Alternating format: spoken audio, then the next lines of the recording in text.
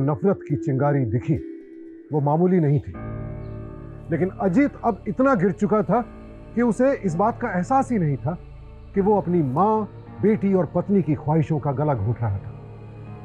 जाहिर है कि अजीत की करोड़पति बनने की सनक में कोई ना कोई अनहोनी तो होने वाली थी। सवाल बस यह है कि इस अनहोनी का शिकार कौन बनने वाला था, उसकी मां, पत्नी, बेटी या वो खुद। ये किस मंडी से लेकर आया है गेहूं? ये समझ में नहीं आ रहा है कि गेहूं में से कंकड़ निकालें या कंकड़ में से गेहूं। सही कह रही हैं, पता नहीं कहाँ से उठा के लाए हैं ये।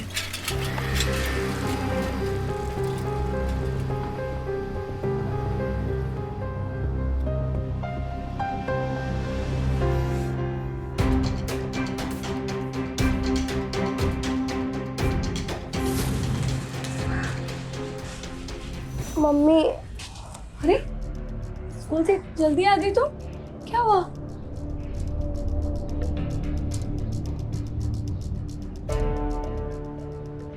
तुम आराम करो, पापा से बोल के हम रात में पैड मंगा देंगे, ठीक है? चलो आज। किस कंजूस से उम्मीद लगा रही सुमन? हम तो जानते हैं वो क्या कहेगा। पैड क्या भूसा भरा गया तुम्हारे दिमाग में? नहीं क्या मायके से तुम क्या सोना चांदी लेकर आई थी जो बेटी पर लुटा दे? इतना महंगा भी नहीं है, और आजकल तो आजकल दुनिया में जो चल रहा है ना, मेरे को समझाने की जरूरत नहीं है, ठीक है ना? सब फिजूल की खर्ची है। अभी 6-7 साल और उसका अपना बोझ उठाना पड़ेगा मेरे को, तब जाकर शादी होगी। अभी उसको बोलो वो साफ कपड़ा इस्तेमाल करेगी जाकर। जाओ, साफ कपड़ा सबसे सुरक्षित है। पेड़ में पता नहीं कौन कौन से केमिकल्स डाल देते हैं, उससे होगी बीमारी। फिर जाओ डॉक्टर के पास कराओ इलाज। डॉक्टर लोग यही तो चाहते हैं, स्कैम है इनका पैसा कमाने का। नई नई चीजें यूज करो, फिर जाओ और दो इनको पैसे फ्री के। और हाँ, हमारी बेटी जवान हो रही है, कि दुनिया को बताने की जरूरत नहीं है।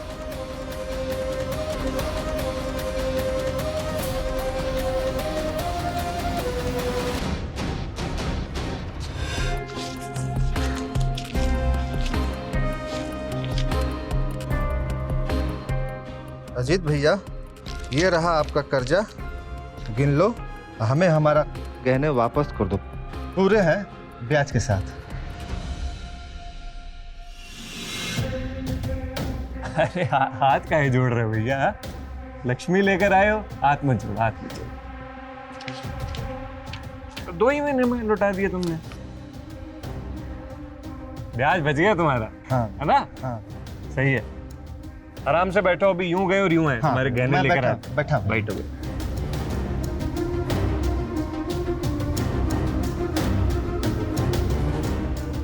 भैया 2 मिनट में आता हूँ। हाँ,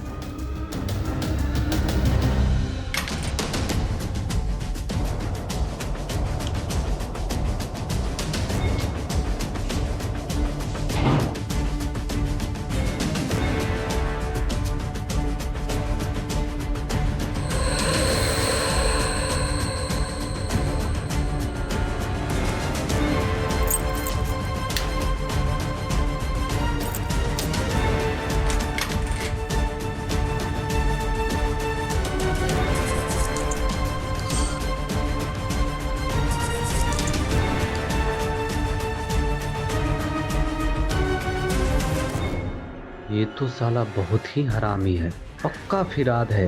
पर हमको तो मिल गया है खजाने का पता। लक्ष्मी तो गाड़ी पे बैठी नहीं, पर इस लक्ष्मी को हम उड़ा ले जाएंगे।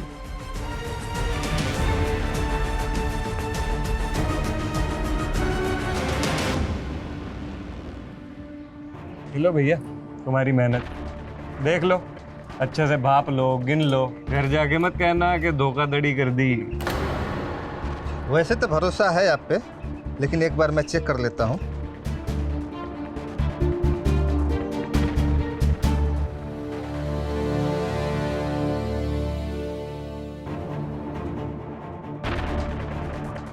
ठीक है भैया, मैं चलता हूँ।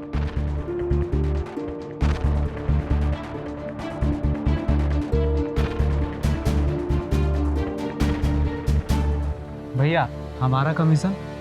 हमारा कमीशन किस बात का बे? हाँ? क्या ब्याज बना है? पैसा जब डबल हो जाएगा ना, कमीशन भी डबल, समझे? हम कहीं भागे नहीं जा रहे हैं, यहीं बैठे हैं हम। अबे सबर के फल मीठे, कौन चवन्नी के कमीशन के लिए तेरे साथ रहता है? पूरा रुपया मुट्ठी में करने का रास्ता कब मिलेगा, बस उसी के लिए चिपका रहता हूँ मैं तेरे से। कहा क्या? नहीं, जा दूसरा ग्राहक लेकर आ।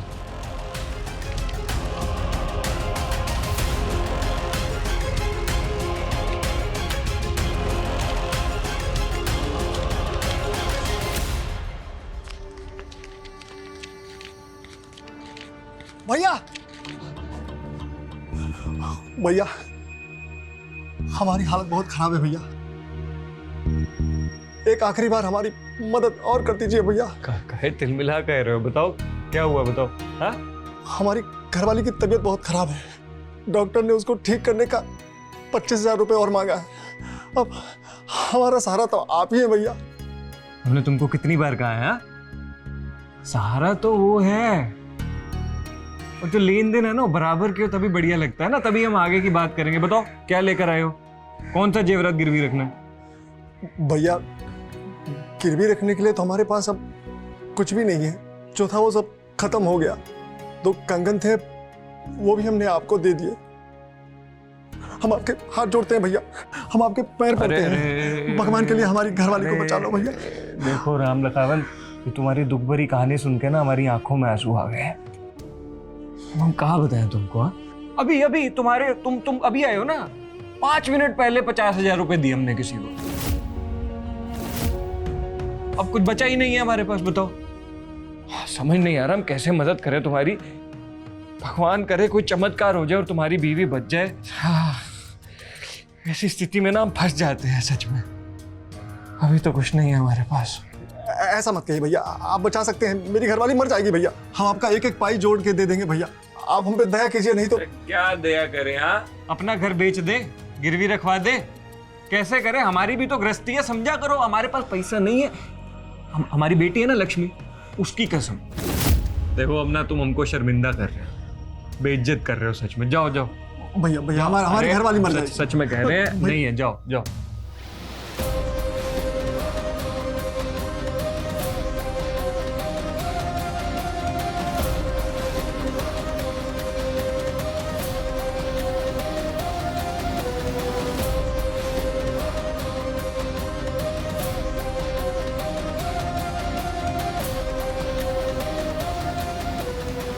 कितने पत्थर दिल हो गए हैं आप।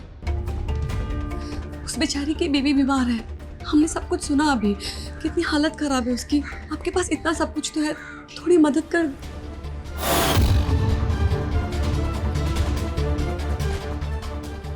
जैसी आपकी मर्जी, हम वैसे भी कहाँ कुछ बोल पाते हैं। बस कुछ पूछना था आपसे, वो कल तीज है तो आस पड़ोस की औरतों के साथ पूजा करना था, तो क्या जा सकते हैं? जाओ जाओ। तीज का व्रत तो पति की लंबी उम्र के लिए होता है ना। जब तक तुम व्रत नहीं रखोगी तो पति की उम्र कैसे लंबी होगी, और हम करोड़पति से अरबपति कैसे बनेंगे? तो जाओ, तन से मन से व्रत रखना, पूजा करना, ताकि हम लंबा जिए। हाँ? और हाँ, खर्चा नहीं, धन देंगे नहीं हम। जैसे हर बार करती हो ना, वैसे ही करना। जानती हो ना, फजूल खर्ची बर्दाश्त नहीं है हमको।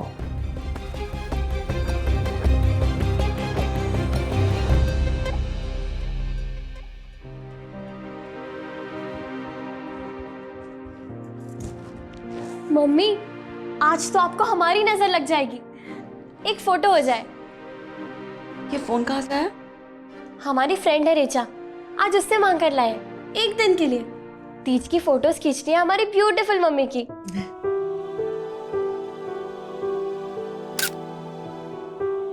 मम्मी पोज दो।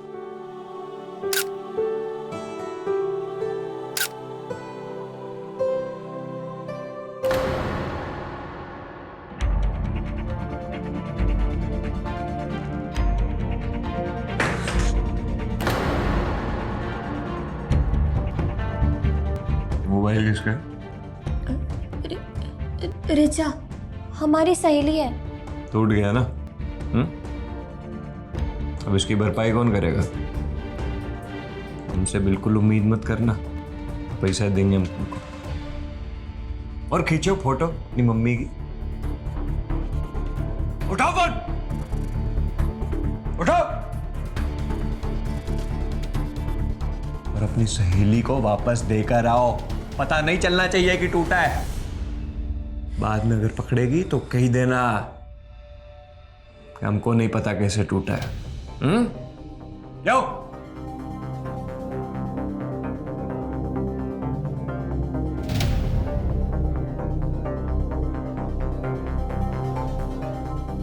बता रहे हैं हम तुमको, बिगाड़ रही हो तुम अपनी बेटी को।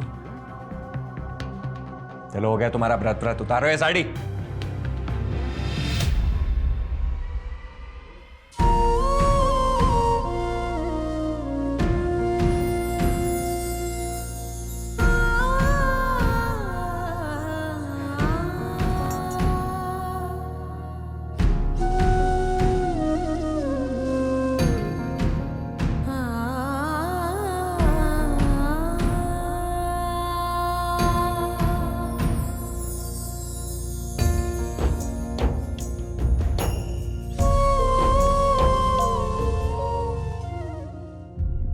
अजीत की आंखों पर कंजूसी और लालच का पर्दा पड़ा था।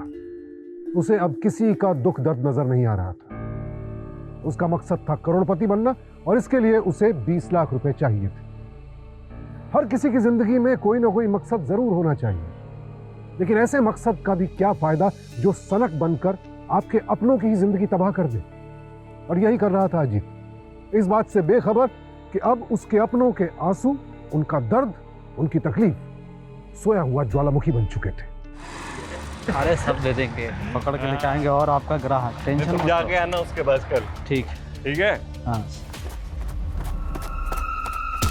सिर्फ तेरी वजह से मेरी बीवी मरी है। मुझे पता था तेरे पास पैसे हैं। अरे तुझे हमारी बेबसी में दया नहीं आई? क्या कर रहे हो? अरे अपना होश संभालो यार। जो तुम्हारी बीवी है ना, हमारी वजह से नहीं मरी है, हमारी गरीबी की वजह से मरी है।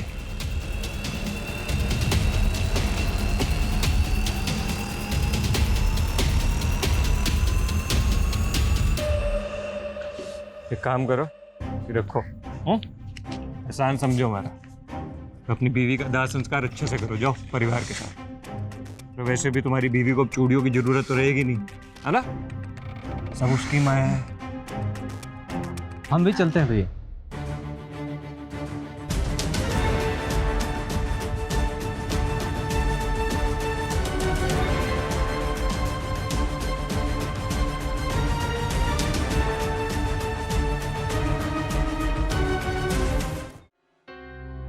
इतना घबरा क्यों रही है सुमन? ये कोई पहली बार थोड़ी है। भूल गई 13 साल पहले जब ऐसी ही उल्टियां हो रही थी, तभी तो लक्ष्मी घर आई थी। ये क्या लगा रखा है? नहीं, क्या तुम्हारे मम्मी पापा कोई कुबेर का खजाना छोड़ गए थे हमारे लिए, जो दूसरी औलाद का बोझा उठाएंगे हम? अजीत, ये तू कैसी बात कर रहा है? ये सब तो भगवान की मर्जी है। नहीं, भगवान की मर्जी नहीं चलती है यहाँ, हमारी मर्जी चलती है इस घर में। तुम और तो उतना समझती क्यों नहीं हो तुम? रुको, हम समझाते हैं।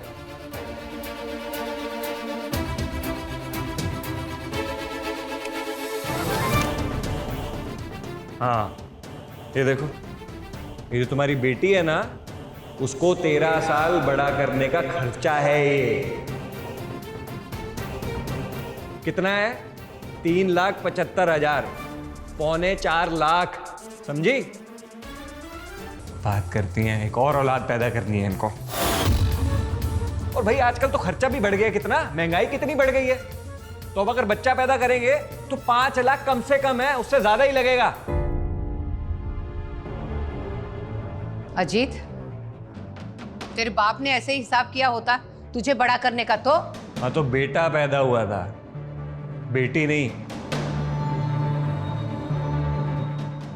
एक बात बता, अगर तुझे ये बच्चा नहीं चाहिए तो तू क्या करेगा? गिरा देगा अस्पताल में? नहीं,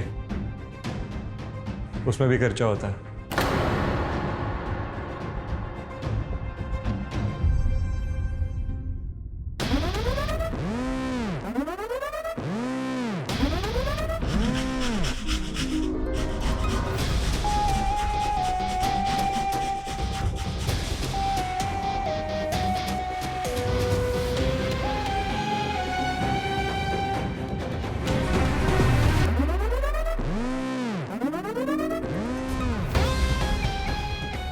ये लो, पपीते का जूस पी लो।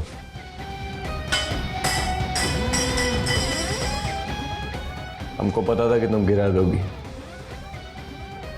मुंह खोलो, मुंह खोलो अपना।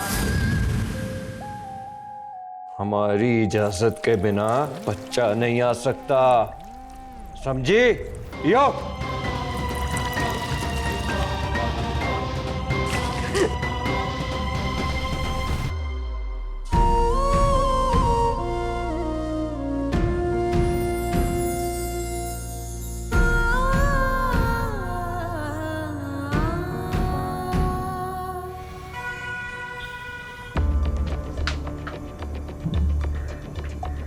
भैया ये सुनिए, पैसे कमाने का ऐसा तरीका कभी नहीं सुने होंगे।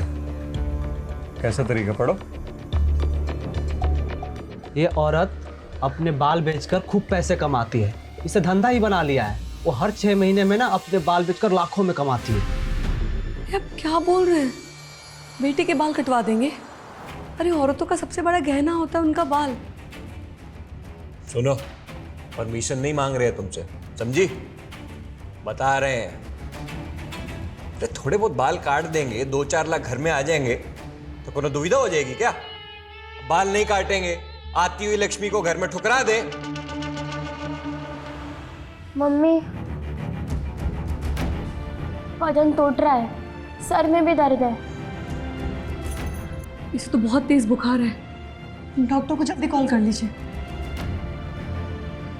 अरे मम्मी से पूछो ना, उनको आता है वो क्या, वो काढ़ा वाड़ा बनाती है कुछ, 2 दिन में बुखार उतर जाएगा इसको।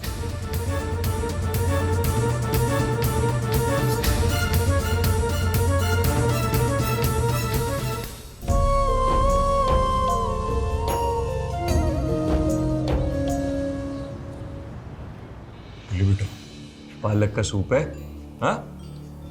मैंने खुद बनाया अपने हाथों से तेरे लिए, पी ले। शाबाश शाबाश, मेरा प्यारा बच्चा है ना? इसको पी के ना तो वो दिन में दौड़ने लगेगी। अच्छा बेटा, हम क्या कह रहे हैं ना, जो तुम्हारी चोटी है, जो बाल है, सब झंझट ही है ना? रोज रोज मम्मी को बनाने पड़ते हैं नहाने के बाद, है ना? जितनी बड़ी बड़ी हीरोइनें हैं ना, तुमने देखा सबके बाल छोटे छोटे हैं, कितना बढ़िया लगता है ना? तो तुम भी कटवा लो। नहीं,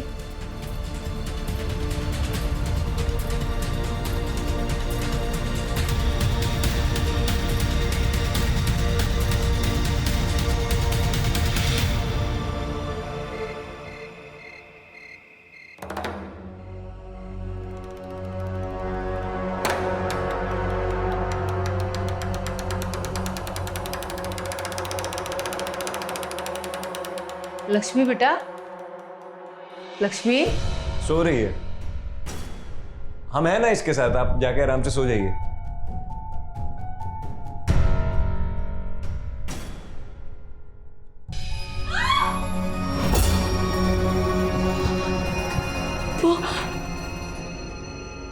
वो संजू सारे गहने और पैसे लेके भाग गया। संजू, क्या? अरे तो तुम क्या कर रही थी?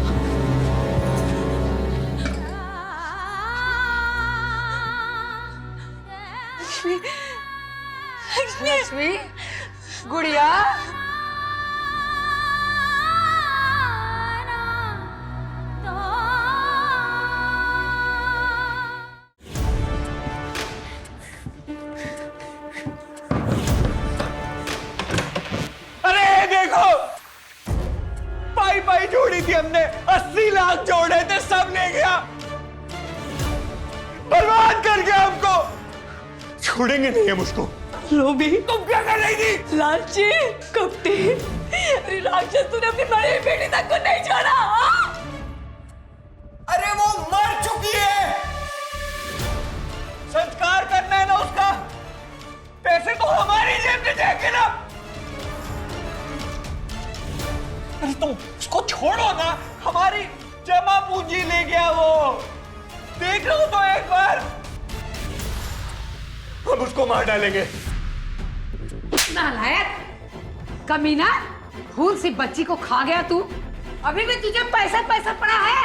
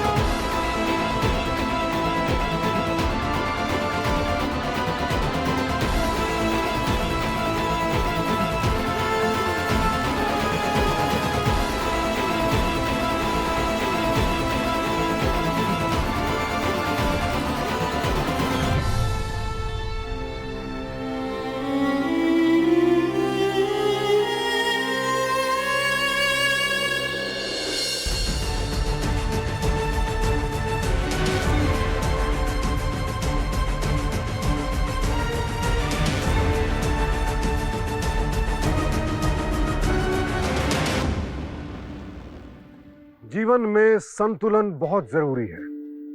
किसी भी चीज की अति सिर्फ नुकसान देती है। अजीत के स्वभाव या कहें उसकी सनक ने उसकी पत्नी सुमन को अपराधी बना दिया। लेकिन क्या सुमन के पास यही एक रास्ता बचा था और कोई विकल्प नहीं था? नहीं।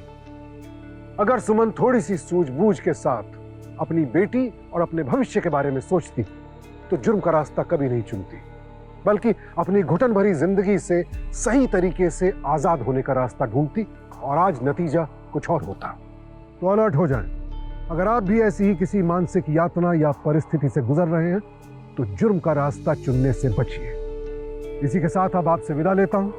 कल फिर मिलेंगे एक ऐसी कहानी के साथ जो आपको सोचने पर मजबूर भी करेगी और अलर्ट रहने की प्रेरणा भी देगी। क्राइम अलर्ट, टाइम आज का, क्राइम आज का।